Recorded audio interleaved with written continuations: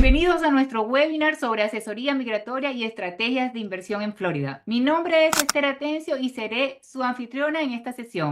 Me acompaña mi colega Lorena Gómez, mi coanfitriona, quien tiene una gran experiencia en asesoría para inversionistas extranjeros y nos ayudará a guiar esta conversación. Gracias, Esther, y para mí es un placer estar aquí con ustedes y los felicito porque sé que se quieren educar para tomar una decisión acertada en el momento de invertir aquí en Florida. Y por supuesto, tenemos un invitado muy especial que nos acompaña el día de hoy, el abogado Henry Lin, experto en inmigración y estrategias legales para inversionistas. Él nos ayudará a aclarar dudas sobre visas, requisitos migratorios y cómo estructurar correctamente una inversión en Estados Unidos.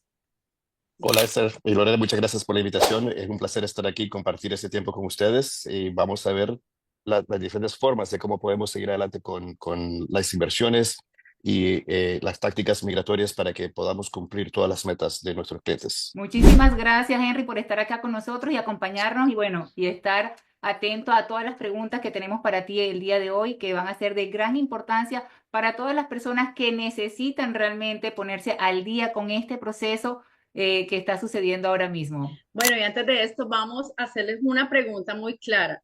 ¿Han considerado ustedes obtener un tipo de visa en el momento de invertir aquí en Estados Unidos? Que me imagino que si están aquí es porque están interesados en ese tipo, en ese proceso migratorio, ¿verdad? Justamente por eso estamos aquí el día de hoy. Estas visas que estamos ahora no tanto promocionando, sino que son las disponibles para estos inversionistas extranjeros para quedarse de manera legal en Estados Unidos, dependiendo del tipo de inversión que hagan. Hoy nuestro experto nos va a aclarar todo esto para que puedan tomar la mejor decisión. Así que aquí tenemos a nuestro abogado experto en inmigración que nos va a estar contestando todas estas preguntas para que tengan una idea de cómo poder invertir desde el extranjero. Así que bueno, vamos a comenzar, Henry, y una de las cosas más importantes de que muchos extranjeros piensan que cuando compran una propiedad, automáticamente pasan a tener residencia. ¿Eso es cierto? No, eso es un mito. Comprando una propiedad no es, típicamente no lo califica para obtener algún estatus migratorio en este país. Cualquier persona de cualquier parte del mundo puede comprar una propiedad en este país, eso todo el mundo ya lo conoce. Entonces, no es necesidad de que uno tenga un estatus legal para comprar una propiedad. La pregunta es si comprando esa propiedad o comprando algún tipo de inversión le puede hacer algún tipo de visa, algún tipo de estatus migratorio, particularmente para personas que tienen ciudadanías de países que califican para una visa E2, que son para visas de inversionista.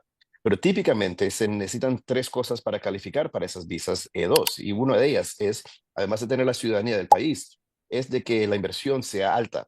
Alta no tiene una figura, estamos hablando de entre 100 y $150,000 en una inversión, pero número dos, hay que comprobar de que esa inversión va a tener un retorno sustancial, pero número tres también de que esa inversión sea que genere algo activo, no es necesariamente pasivo. Entonces, lo que pasa con el mundo inmobiliario es de que comprando una propiedad, aunque la va a poner en Airbnb o que la va a dar a alquilar, típicamente es considerado un ingreso pasivo. Hay que estructurarla de una forma diferente para que califique.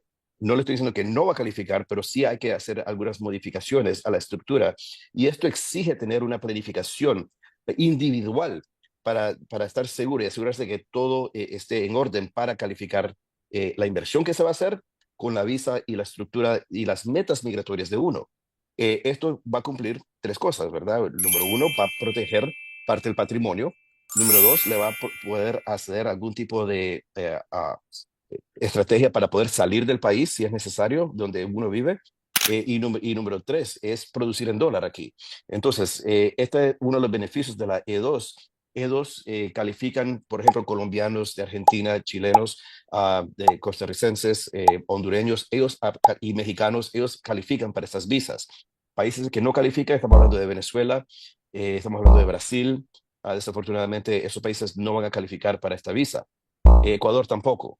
Eh, si no es uno de estos países, tenemos que hablar sobre diferentes tácticas, pero si es de uno de estos países, hay que buscar la forma de que la inversión que se va a hacer aquí sea en un negocio, en una propiedad que se va a prestar para un negocio, para que califique también con las metas migratorias de uno. Entonces, cuéntanos cuáles serían esas principales visas de inversionistas. La más conocida sabemos que es la E2. ¿Qué otro tipo de visas pudiesen ser accesibles para un inversionista. Bueno, hay diferentes tipos de visas, ¿verdad? Y algunas lucen ser como de inversionista, pero no lo son. Y algunas son directamente de inversionista, pero estamos hablando de unos montos bastante elevados, ¿verdad? Estamos hablando de la EB5, por ejemplo, que es una visa, la del millón. Más o menos 1 millón que se necesita para poder calificar para estas visas, que es una residencia. Eso ya es una residencia directa. ¿Ok? Otras formas sería una L1. Una L1 es cuando estamos trasladando un gerente o ejecutivo de una empresa matriz y vienen a los Estados Unidos a armar una sucursal aquí. Y lo que estamos trasladando actualmente es el gerente o el ejecutivo que estamos trasladando para acá. Esto sí exige tener una estructura muy, muy compleja y hay que tener un conocimiento bastante profundo de esta ley, pero esa sería una de las formas, porque cuando uno viene aquí a abrir un sucursal, entonces estamos hablando de potencialmente un negocio nuevo, una inversión nueva, ¿verdad?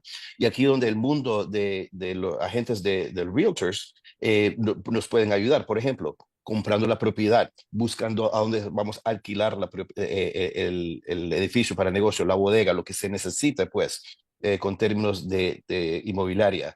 Entonces, combinando estos factores, podemos establecer, bueno, tal vez es de Ecuador, ¿verdad? No es de Colombia, no es de uno de esos países. Bueno, entonces la L1 es la que potencialmente nos puede servir. Eh, esto es de caso a caso, ¿no? Y entonces tenemos que estudiar las particulares de cada uno de ellos para determinar. Lo importante es reconocer es de que hay diferentes estructuras disponibles, sea de un país de la E2 o no.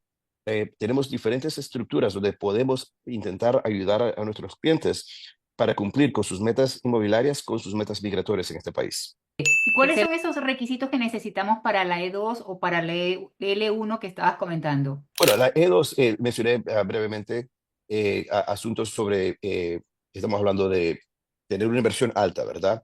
La ley no exige de que tenga X número, pero con las charlas que nosotros como abogados tenemos con los propios agentes y los agentes en los consulares de que se toman la decisión en estos casos, hay una expectativa de que ese monto sea alrededor de 150,000 ahora. Antes era 100,000, ahora estamos hablando de 150,000. Depende, sí, de a dónde se va a montar la inversión, ¿no? Porque hay una gran diferencia montar un negocio en Florida que montarlo en California o en Nueva York, ¿ok? Eh, la ley tampoco exige de que haya X números de empleados para la E2, pero sí hay una expectativa de que mínimo haya 1 o 2 ahora. Antes no había ninguno. Ahora hay una expectativa de que va a ser 1 o 2. No son asuntos, no son cosas que están escritas en la ley. Esto es cómo se arma un caso para convencerle al oficial de migración que es una inversión sustancial que va a crear un movimiento bastante sustancial en un periodo de 5 años. Y número 3, de que es un negocio activo. Activo típicamente es donde se está produciendo empleo dentro de ese mismo negocio. Los beneficios son inmensos. ¿Okay? Los beneficios es de que uno entra aquí ya con una visa de 5 años. Durante esos 5 años, uno puede estar viajando, entrando como uno quiera. No importa cuánto tiempo pase aquí o cuánto tiempo pase afuera. Y en este punto de vista, actualmente es superior a una residencia, porque la residencia sí le exige vivir en los Estados Unidos. Y nosotros tenemos muchos clientes que viven en el extranjero, que no están listos de mudarse para acá, pero sí quieren proteger su patrimonio y sí quieren producir en dólar. Entonces, esto es un vehículo migratorio donde pueden lograr esto y todavía mantenerse en su país, y pueden estar viajando como quieran. Cada vez que uno entra con la visa E2, le dan 2 años de estadía. Para renovar esos 2 años, simplemente tiene que salir y regresar, le dan 2 años más. Los 5 años se puede renovar sin límites, siempre en tanto de que la inversión siga activa. El esposo, el cónyuge del inversionista tiene permiso de trabajo, seguro social. Los hijos menores de 21 años entran y pueden estudiar en las escuelas públicas. Entonces, es inmenso los beneficios de la E2. Esto nos abre la puerta, no es residencia, pero sí nos da una base legal con cual podemos buscar alternativas para la residencia si es lo que la familia desea. ¿Cuál es la que lleva residencia en este caso? Ninguna visa termina en residencia. Eso es otro mito. La residencia se tiene que calificar independientemente. Y a veces utilizamos la E2 como si fuera una L1 para lograr una residencia, porque la L1 tiene algunos algunos asuntos donde lo jala hacia una residencia, pero no es garantizado que le van a la residencia. La L1 estamos hablando para ejecutivos y gerentes multinacionales. Para eso, lo más importante es tener una estructura del organigrama de la empresa matriz, donde estamos la persona que va a ser gerente ejecutivo, supervisor debajo de ellos, empleados debajo de ellos. Entonces, tiene que haber un nivel de 3 mínimo para poder calificar al que está encima para ser gerente ejecutivo. Y vamos a trasladar a esa persona a los Estados Unidos para ser gerente, que quiere decir que vamos a tener una estructura parecida. La rama del negocio no importa, es la estructura que importa. Y van a tener solo un año para cumplir con esa meta. Por eso la E2 la armamos como si fuera una L1, pero no tenemos la limitación de un año. Entonces, cuando ya tengamos esa estructura en el organigrama, entonces ya podemos calificar por una residencia basada en el programa EB1C, que es para gerentes multinacionales. Pero ya tiene que tener ese organigrama hecho allá y aquí para calificar. Lo negativo con la L1 es que solo le dan un año. Entonces, si es de Ecuador, si es de Brasil, estos van a ser los obstáculos, que solo van a tener un año para cumplir con eso. Si tuvieron una E2, todavía la podemos armar como sucursal y cuando ya tengan ese organigrama hecho, puede ser en 2 años, 3 años, 5 años, entonces ya podemos calificarlos para la residencia. Es algo que puede pasar más orgánico, pues, ¿verdad? El desarrollo del negocio. Y estos son los motivos por cual esto exige tener una planificación independiente y no dejarse ir por lo que uno escucha en la calle y decir, bueno, no, tú aplicas por esto, entonces, y esta te va a terminar en residencia. Eso es lo peor que uno puede escuchar. Tal vez funcionó para una persona y ahora ese notario paralegal se piensa ser experto en temas migratorios y no lo es, porque la ley aplica independiente para cada uno, particularmente cuando estamos hablando de temas de negocios, donde cada negocio es particular a ese dueño de negocio, a ese inversionista, a ese empresario, y tenemos que armar estos planes de acuerdo individualmente para ese empresario. Gracias por aclararnos todas esas inquietudes, Henry, porque la verdad que lamentablemente las personas escuchan muchas cosas, están confundidas y para eso estamos aquí, para aclarar todas estas dudas. Una pregunta, ¿es recomendable, porque también otros clientes nos han preguntado, que tener socios que ya sean residentes estadounidenses aquí, eso les puede agilizar un proceso, por ejemplo, un socio en la LLC? Agilizar el proceso para conseguir la visa a la otra persona? Para conseguir la visa, no le va a beneficiar tener un socio americano o residente. No es necesario para esto y a veces hasta complica el tema. A veces, teniendo ese socio que sea residente o ciudadano, asiste en la formación de la corporación en el sentido de que tal vez se le hace más fácil obtener el Tax ID number, ¿verdad? De esa forma tal vez sí, pero cuando nosotros estamos armando estas estructuras para nuestros clientes, cuando estamos hablando de socios, a veces enreda varias cosas que nosotros tenemos que hacer, porque, por ejemplo, una de las cosas que tenemos que establecer es de dónde vienen los fondos para poder montar esta inversión, ¿verdad? Y si estamos hablando de diferentes porcentajes, tenemos que justificar de que este porcentaje vale y lo que se ha invertido es equivalente, pues, a ese porcentaje de acciones. Y ahí es donde a veces podemos tener algunos problemas justificando eso. Ejemplo, si el negocio tiene un valor de 80,000 y el inversionista quiere la visa inversionista y dice, bueno, voy a sacar el 60% de las acciones y voy a pagar 150,000 para calificar para la visa, ¿verdad? Pero el negocio solo vale 80,000, no se justifica, la evaluación no está hecha, no está bien hecha. Y lo que termina pasando, inmigración o el consulado va a ver eso y va a decir, mire, esto está inventado, esto está hecho simplemente para sacarte la visa, fraude, olvídese de esto y cualquier otra cosa el resto de su vida. Entonces, si no se hace bien, hay peligros, pues hay mucho peligro de que las consecuencias son muy graves para los inmigrantes que están intentando hacer esto sin saber qué están haciendo.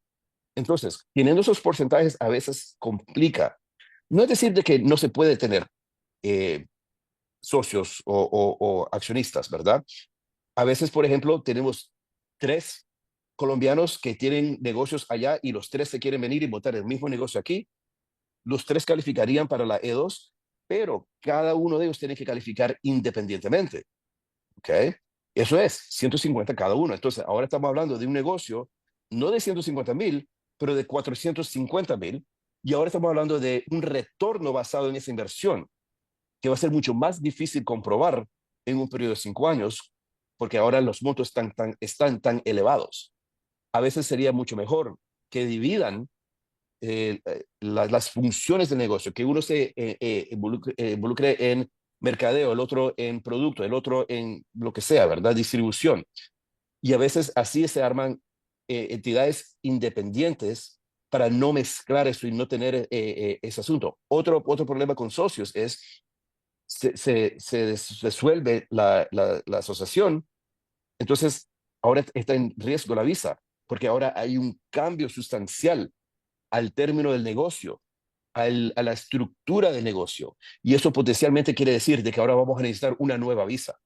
Entonces, a veces teniendo socios, si vamos a sacar esta visa, puede complicar cosas. Pero eso es de caso a caso, ¿verdad? Eso depende en qué tan cómodo el inversionista se sienta con esa asociación. Así es. ¿Y cuánto tiempo tiene que tener una LLC o una LLC operativa antes de que su dueño pueda solicitar una visa de inversión? No tiene nada que ver con cuánto tiempo la LLC esté vigente o haya existido. Lo que tiene que ver si ya se hizo la inversión. Porque no es suficiente tener $150,000 en una cuenta de banco, ya se tiene que haber gastado, ya se tiene que, o estar a riesgo, ya tiene que haberse utilizado el capital, ¿verdad? Entonces, cuando aplicamos en la vigencia de la LLC, realmente no tiene mucho que ver con esto. Si estamos hablando de una L1, el consejo típico es de que no sea tanto tiempo que haya existido la LLC. Porque si estamos hablando de una LLC que ha existido por años, ya no le van a dar solo un año. Ahora le van a exigir de que ya tenga ese organigrama ya hecho. Ya no le van a dar la oportunidad de venir aquí a armar ese organigrama, ¿verdad? Entonces, porque ha existido por tanto tiempo el negocio, van a decir, ya hubiera tenido eso a este punto.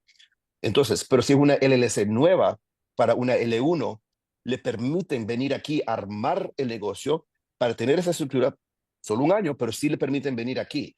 Y por ser nueva el negocio, por ser nueva el LLC, es más fácil que nos otorguen esa visa. Entonces también aquí aclarando, si compra la persona más de una propiedad, sería más viable obtener una visa, ya que, por ejemplo, va a comprar varias propiedades y las pone en Airbnb, va a generar empleo, puede crear una modalidad, un tipo de negocio viable y rentable. Ese Depende, puede, esa pudiera depende. ser. Si estamos hablando simplemente de comprar propiedades para darlas a alquilar y me voy a sentar aquí para recoger la renta, no, eso no va a servir porque eso todavía es pasivo.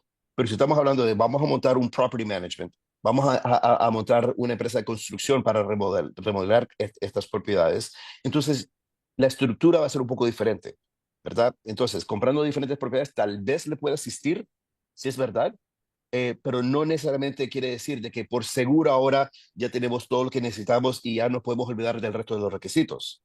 Todavía tenemos que estructurarla de una forma correcta, el tipo de negocio que se va a montar, para poderlo justificar al consulado de que es un negocio activo. Y con respecto, por ejemplo, si la persona decide vender la propiedad y salir de Estados Unidos, ¿cómo afecta esto el estatus migratorio de esta persona? Y cómo afecta también sus obligaciones fiscales. Pero si estamos hablando de una propiedad que se utilizó para obtener una E2, ¿verdad? Y por esto es que inmobiliaria realmente no nos sirve para una E2, porque al venderse ya se fue la inversión Pierde. de cual está basada la visa, ¿verdad? Ujú. Entonces, si compra, por ejemplo, un edificio comercial para montar unas oficinas, donde van a estar funcionando el negocio dentro de esas oficinas, ¿verdad?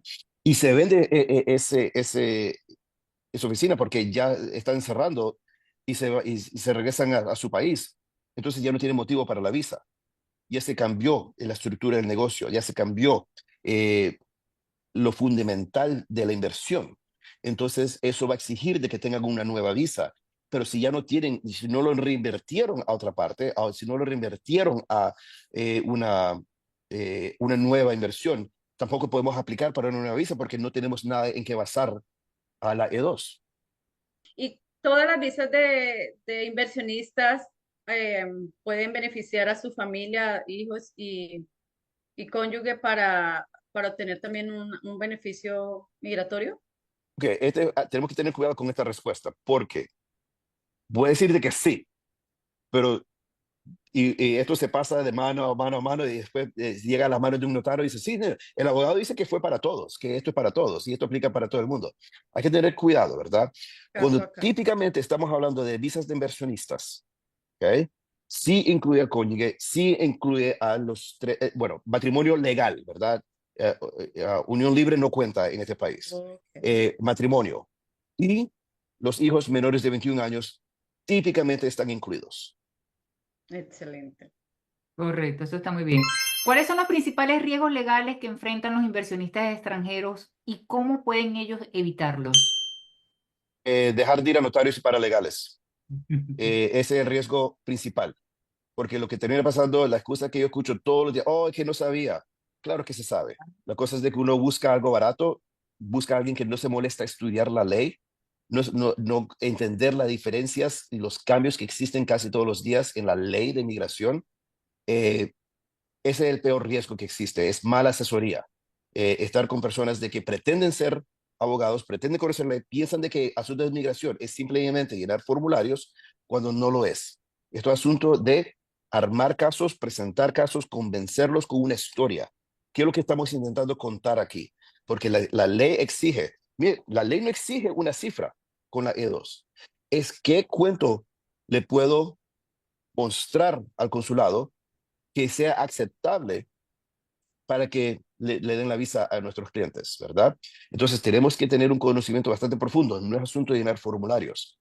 Y lo veo todos los días, si es que no sabía, claro que se sabe. Si uno tiene un problema con el corazón, uno no va al internet o buscar un doctor en la calle, va a buscar un doctor actual, un cardiólogo, ¿no? Cuando está hablando sobre asuntos de migración, busque a alguien que se dedica a la ley de migración, no alguien que dice, ah, bueno, hago asuntos penales, bancarrota, lesiones y inmigración también, porque ahora está en las noticias y ahora todo el mundo quiere pretender ser abogados de migración. Hay que tener mucho cuidado con dejarse estafar por gente de que pretenden ser expertos en ese tema. Buscar asuntos de lo fácil, pensando que comprándome una casa ya me van a dar una residencia. Si fuera tan fácil, tuviéramos toda Colombia aquí ahorita comprándose casas. ¿Cómo pueden los inversionistas proteger su patrimonio aquí en Estados Unidos y evitar casos de demandas o problemas fiscales? Bueno, lo primero es tener la asesoría de expertos como ustedes, ¿verdad? Lorena, yo te conozco a ti y yo sé de que tú no guías a sus clientes malos, ¿verdad? Tú te preocupas porque no solamente la inmobiliaria que se va a comprar, pero la zona, que los documentos son correctos, la asesoría legal, que busques este abogado si vas a necesitar un abogado de asuntos corporativos, busques este abogado si necesitas asuntos legales de inmigración. Ese tipo de consejo de que tú le provees es crucial. Entonces, eso sí es muy, muy importante. Es de que proteger a nuestros clientes de toda la forma posible. Una pregunta ya para finalizar, Henry. Si tuvieras que dar un solo consejo clave a un inversionista extranjero, ¿cuál sería? Quería explorar todas las opciones, ¿verdad? Vi uno de los comentarios si tengo asilo, si todavía califico para esto, Sí. ¿verdad? Depende. En algunos casos la respuesta es sí, para que sepa, y eso va a exigir tener una consulta específica con usted para poderle contestar esa pregunta. Pero ¿por qué menciono el asilo? Porque hay abogados y abogados de inmigración, ¿verdad? Que se dedican a casos de deportación, o se dedican a casos de asilo, o se dedican a casos de matrimonios, ¿verdad? Y cuando uno viene a ver uno de estos abogados, aunque son abogados de inmigración, si lo único que saben hacer es llenar solicitudes de asilo, eso es lo que le van a intentar vender. Es asesorarse con un bufete como el de nosotros, de que tenemos conocimiento de toda la ley de inmigración. Nosotros representamos el caso de asilo, pero también llevamos el caso del millonario. Lo que eso quiere decir, si viene un cliente y empieza a contar de una atrocidad que le pasó en su país, pero tenemos una opción más rápida, mejor, que le da más beneficios, que sería una visa E2, y tiene los recursos de hacerlo, eso es lo que le vamos a aconsejar. Pero si el abogado no sabe qué es una E2 y lo único que sabe hacer es llenar asilos, no le va a poder dar ese consejo. Entonces, y si uno va a un abogado que se dedica a divorcios, inmigración, penales, no se va a mantener al tanto sobre los cambios que existen en este mundo de inmigración, que son todos los días, para poder dar y proveer el consejo necesario. A mí me queda una duda con respecto al comentario que hiciste con las E2 y la L1. Con respecto a la EB5, ¿la EB5 tampoco lleva residencia? La EB5 es residencia. Esa es residencia La directa. EB5 sí. Sí, ok. Si uno ve, Resaltar eso. si la visa empieza con la EB, esa es residencia. Eso es employment base. Si uno escucha EB3, EB1, EB2, EB5, EB es residencia. Si es Correcto. una sola letra, no es residencia. No, ok. Muy importante porque Excelente. tenía esa duda. Muy buena Porque pregunta. tenía en conocimiento que la EB5 sí lleva la residencia. Entonces, una cosa que hacemos es, por ejemplo, tenemos la E2 porque es lo rápido, ¿verdad? Es lo que le sale Correcto. rápido. Y eso Más ya nos económico. da el estatus aquí, ¿ok? Y ahora tenemos la oportunidad, la flexibilidad todo el tiempo para buscar una EB5, una EB3, una EB1C, ¿verdad? Que esas visas sí se toman tiempo, pero por lo menos ya los tenemos a la familia aquí, ¿verdad? Y están ya produciendo en dólar, ya están protegiendo su patrimonio, ya se pueden salir del país donde tienen miedo de estar por X motivo, mientras le buscamos una EB, que es una residencia. Bueno, hemos Excelente. dado información clave sobre cómo los inversionistas extranjeros pueden asegurar su inversión como una estrategia migratoria sólida. Esperamos que esta sesión les haya sido de gran valor para ustedes y para los clientes, muchos colegas que también están conectados, para que puedan obviamente transmitírselas. Excelente, bueno, gracias a todos por estar aquí. No dejen pasar la oportunidad de invertir de una manera segura y de verdad, como dice Henry, con un asesor en cada rama, en cada ámbito, que somos expertos, no una persona que le dice que yo hago esto, hago esto, hago esto. Nosotros siempre los vamos a conectar con cada especialista. En este caso estamos con el abogado y cada semana vamos a tener un invitado especial referente al tema. Y por eso estamos aquí y si quieren una consulta con el señor Henry, abogado especialista en inmigración, o con nosotras también, bueno, con mucho gusto pueden dejarnos por el chat, contáctenos de una vez. O si tienen un cliente también, diríjanlo a donde tiene que ser, porque es muy importante diferenciar un abogado de un paralegal o de una persona que, como dijo el abogado Henry, está haciendo lo que está de moda. Cada caso es individual y cada caso necesita la asesoría de un experto en esa área. Así que es bien importante eso que resaltó el señor Henry. Acá también me quería, antes de despedirnos, dejarles saber que si las personas que nos contacten van a tener un incentivo de que le vamos a ayudar a hacer lo que es la parte de la LLC, por si tienen la ayuda o si nos piden que les ayudemos, le colaboremos, lo guiemos en estas inversiones para extranjeros.